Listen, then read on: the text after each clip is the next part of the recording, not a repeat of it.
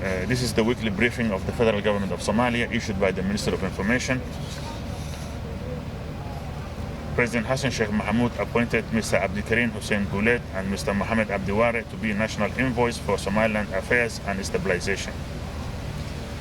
President Hassan Sheikh Mohamud also received diplomatic credentials from the ambassadors of Djibouti, Canada, and Cuba. The Prime Minister of the FGS, Hamza Abdi Barre, chaired a meeting to discuss the second phase of the war against the Kharijist al-Shabaab and the liberation of the country. Also, the Prime Minister has praised the African Union mission ATMIS as ATMIS celebrates its first anniversary since its establishment. Minister of Defense says the second phase of the war against Kharijist al-Shabaab will begin soon, as neighboring countries expected to join to support the government of Somalia. The Cabinet of the Federal Government of Somalia has approved the new law regulating the rickshaw transport. The National Disaster Management Agency, known as SODMA, has provided humanitarian aid to Barlere, Hudur, Mesegawa, and to the displaced people in Banadil region. The Attorney General's office has received cases related to money laundering and terrorist financing. The government of Somalia has announced that the financial strength of the Kharijist al-Shabaab has been severely crippled.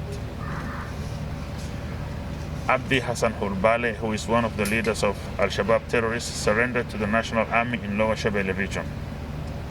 In other development, the same, two members of Kharijist al-Shabaab, Bishar Shardi Mohammed Hassey and Yusuf Suleiman Abukar Jiro, known as Salahuddin, have surrendered to the Galmudug Darwish forces in Galmudug state.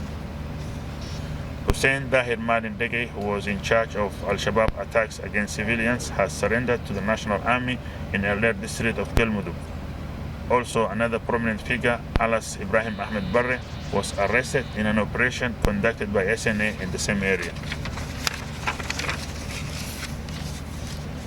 The Somali National Army has killed 14 members of al-Shabaab in the village of Makude on the outskirts of Baidoa in Southwest State. The Ministry of Interior has begun providing food aid to the people living in the areas liberated from al-Shabaab as a gesture to implement the motto of break your fast peacefully. And finally, the 2023 Hajj Pilgrimage Service Competition Committee has released a list of 75 companies that have won to provide Hajj services for this year to the Somali people.